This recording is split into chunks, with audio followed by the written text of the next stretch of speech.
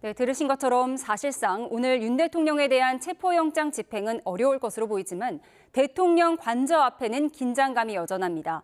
탄핵 찬성과 반대 측은 밤샘 농성에 이어 지금도 집회를 이어가고 있습니다. 현장 취재기자 연결합니다. 표정호 기자.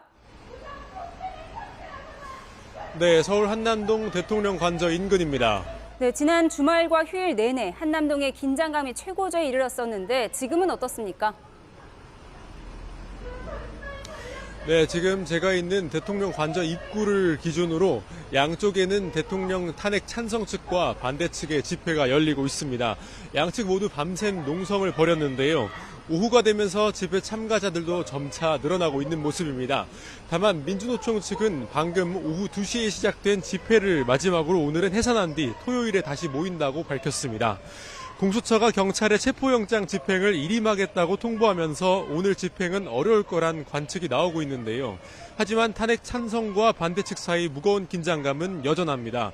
밤샘 농성을 벌인 탄핵 찬성 측에서는 오전 10시 영장 기한 마지막 날인 오늘 윤 대통령을 체포해야 한다며 공수처가 체포영장 집행을 경찰에 위임하겠다고 밝힌 것을 규탄하는 기자회견을 열었습니다. 낮 2시부터는 윤 대통령 즉각 체포를 촉구하는 집회를 진행했습니다. 탄핵 반대 측에서도 법적 타당성이 없는 윤 대통령 체포 시도를 막아서야 한다며 밤샘 농성을 벌였는데요. 체포영장 집행 이첩 소식에 공수처를 막았다며 환호하기도 했는데 영장 집행 가능성에 대비해 오늘도 종일 집회를 이어간다는 계획입니다. 네, 지금 표 기자가 나가 있는 곳이 대통령 관저 진입로 쪽이죠. 어떤 상황인가요? 네, 제 뒤가 바로 대통령 관저 진입로입니다. 오늘 윤 대통령에 대한 체포영장 집행은 어렵게 됐지만 경비는 여전히 삼엄하게 진행되고 있습니다. 입구로 향하는 차도에도 버스가 늘어서 있어 차벽을 이루고 있는데요. 이에 따라 진입이 쉽지 않아 보입니다. 1차 체포영장 집행 당시 공수처와 경호처가 처음 대치했던 장소인 철문도 굳게 닫혀 있습니다. 더 위쪽인 2차, 3차 저지선이 있는 쪽에서 경호처 인력이 어떻게 움직이고 있는지는 현장에서 확인되진 않지만 경호처는 경내 산길에 철조망을 치는 등 보안을 더 강화한 모습입니다. 네, 진입로 상황 알아봤는데요. 대통령 관저 외곽 쪽 상황은 어떻습니까?